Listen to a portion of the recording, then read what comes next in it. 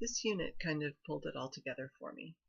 I really enjoyed it. It was in this unit that I decided to keep the book instead of returning it because I had rented it and intended to return it. But it got me really excited about doing OT.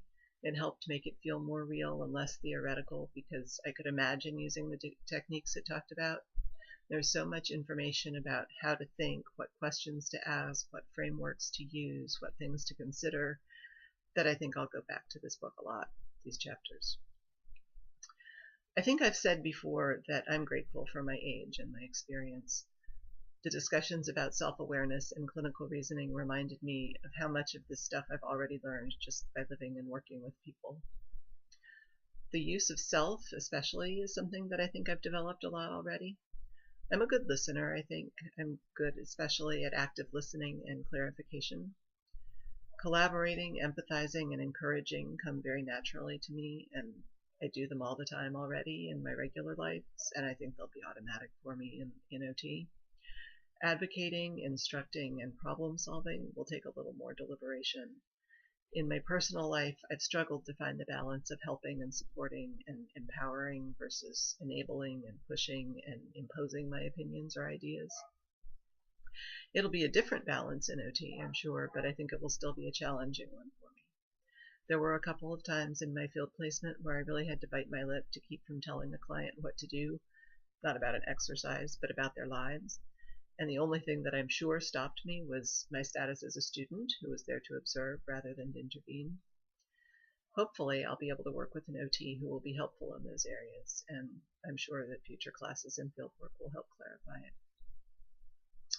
When the book talked about the strategy of reflection, it reminded me of my childhood.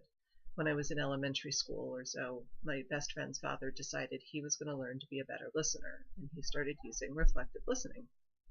For years, I couldn't hear the words, "What I think I hear you saying is," without rolling my eyes, because it sounded so awkward when he said it, and that was his phrase. I've been really fortunate to have a therapist who does it really well, not that phrase, but reflective listening, and I've gotten over my sense of it as artificial, but I still think it's going to be a challenge for me to use it comfortably. I find clarification much more comfortable, and I hope it pretty much serves the same purpose.